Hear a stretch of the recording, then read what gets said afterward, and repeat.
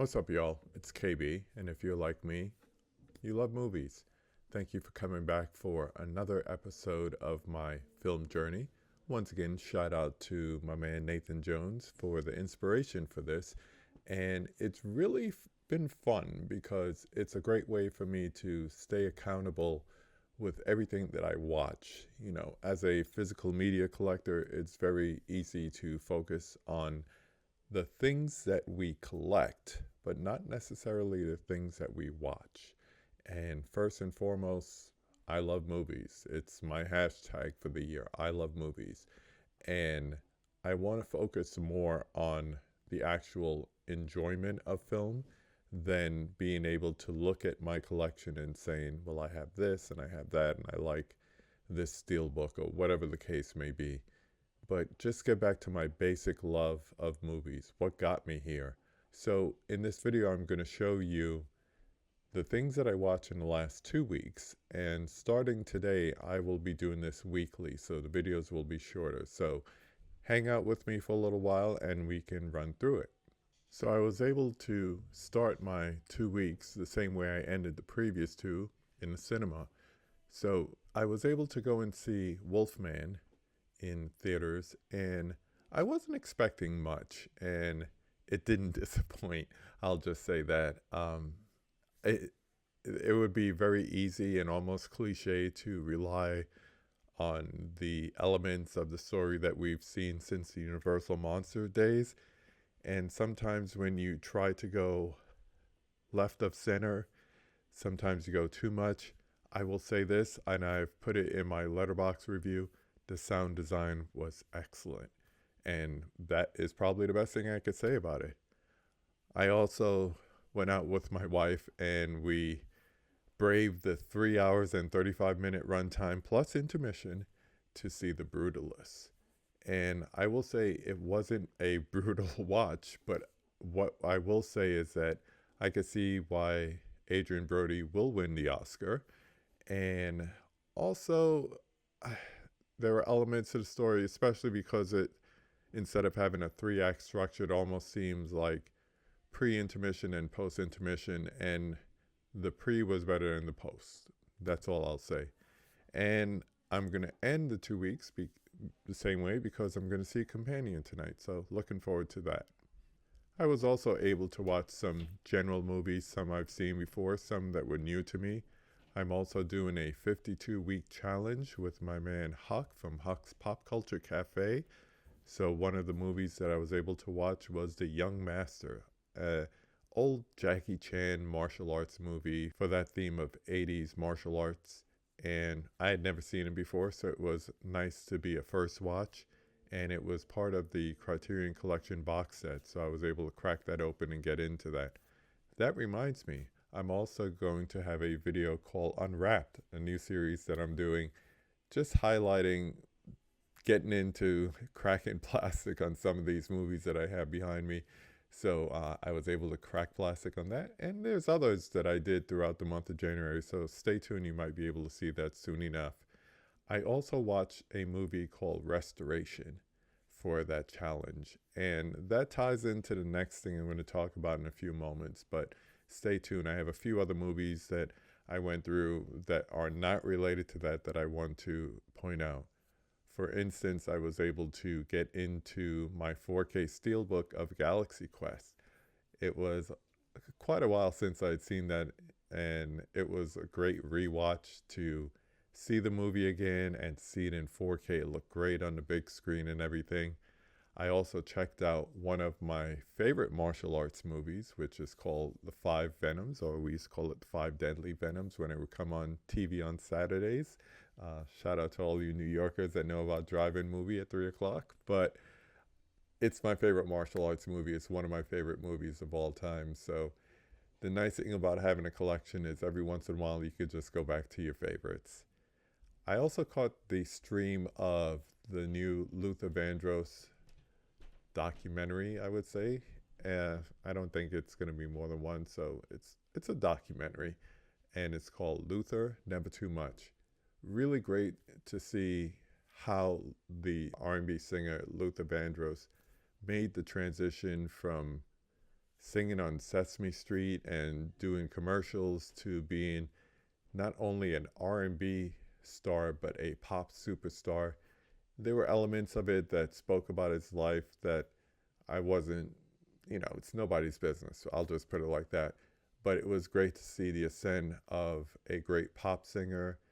If you're unfamiliar with his music, just do a quick search on your favorite streaming service and you'll come across some really great music. But I enjoyed it.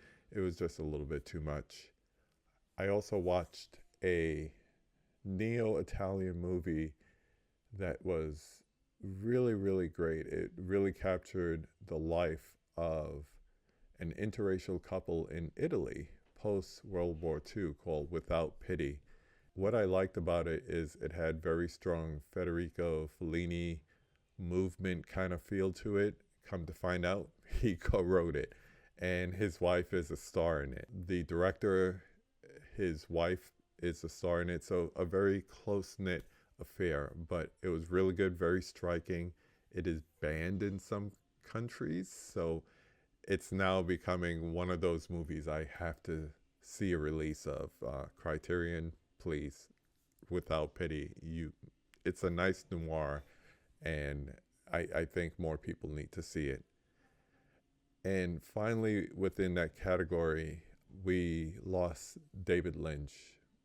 To call him a director is underselling things. He was one of our greatest contemporary artists, from his paintings to his movies to just his refusal to explain his art. So Criterion Channel was doing a free stream of his documentary called The Art Life, and I was able to catch that, and it gave me more of an insight to the man, the artist, instead of just the person that came up with things like Mulholland Drive and Elephant Man and Eraserhead. And the ironic thing is, the day that he passed away, I just ordered the Twin Peaks set that's coming out now this month. And within moments, I got the news. So I'm finally going to watch Twin Peaks. You might see that in upcoming episodes, me talking about Twin Peaks. But his work will remain, but he will be missed. Most of the last 2 weeks, I've been focusing on an Oscar challenge. I started an Oscar challenge, and it's something that I do every year. I follow a forum called DVD Talk, and we've been doing this Academy Award movie challenge for the last 19 years, and I've been doing it since 2009, I believe. So every year, you just watch as many Oscar winners and nominees if you like, and you just post what you're watching, and it's fun. It was a great way to keep the forum going. It's a little more quiet these days, but personally, it's a great opportunity for me to catch up on movies that I haven't seen, especially once the nominees come out. I get a chance to see who's nominated for what movies I haven't seen, starting with Best Picture, and I just run through them. If I have an opportunity to see them in the theater again, I would go do that.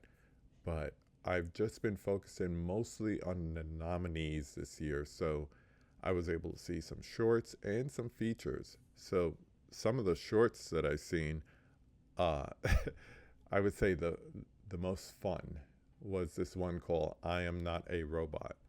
And simple premise, a lady tries to go through a CAPTCHA and it deems her to be a robot. And then she goes through this WTF moment of, am I a robot?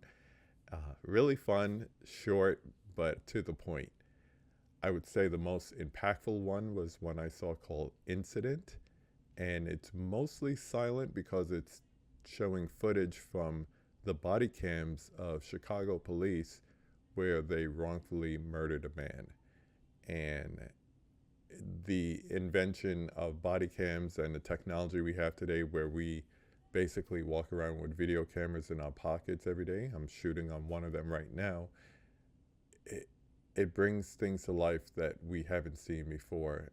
But just to let you know, this has been going on for decades, centuries, and it's nice that things are coming to light, but it's still painful and very powerful to watch. So I hope it wins. From the documentary shorts that I watched, that was probably the best.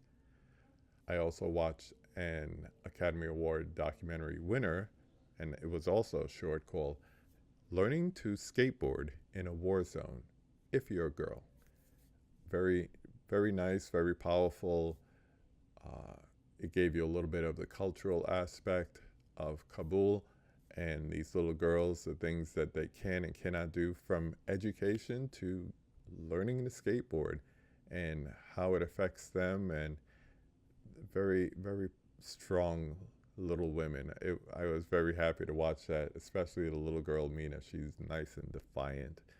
A couple others documentaries that I watched. One was called I Am Ready, Warden, and a feature-length one that I watched is called Soundtrack to a Coup d'etat.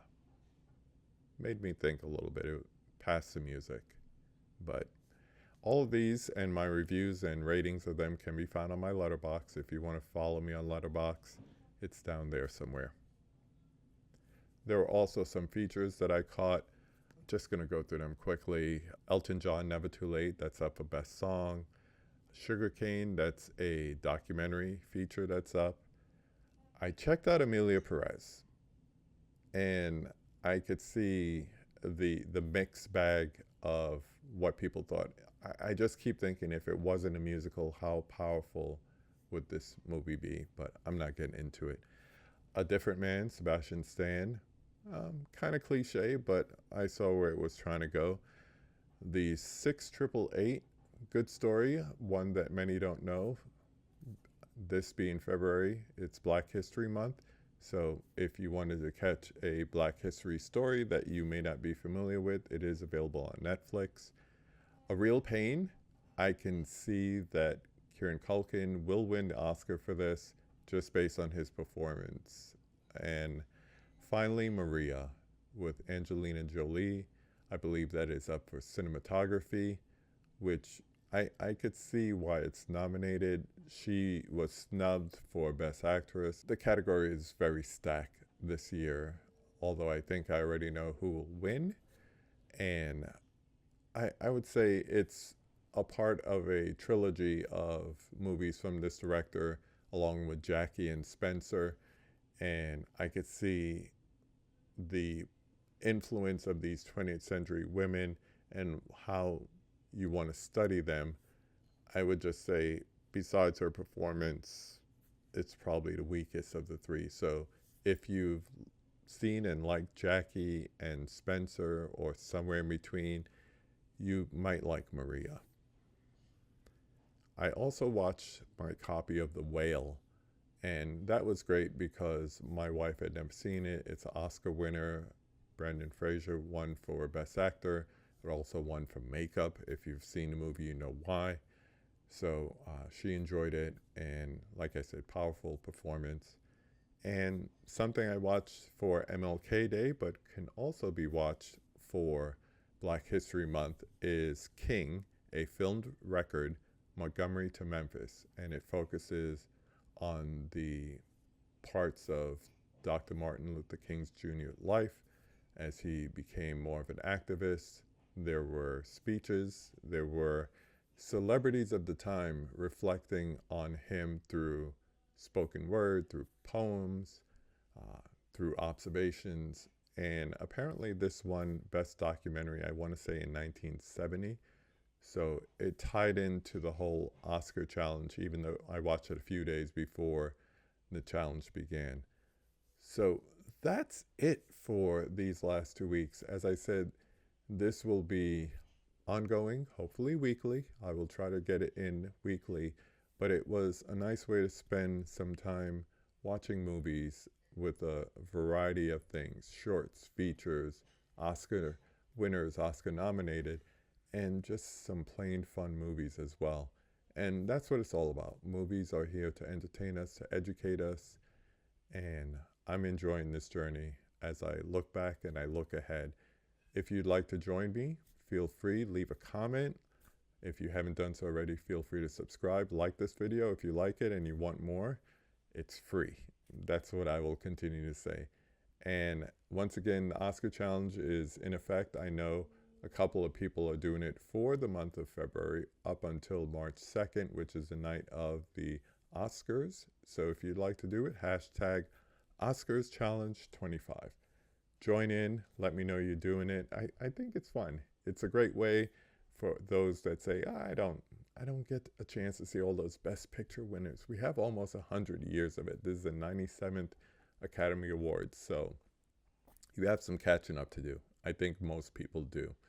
But as I always say, go watch a movie, watch something fun, watch something new, and take care.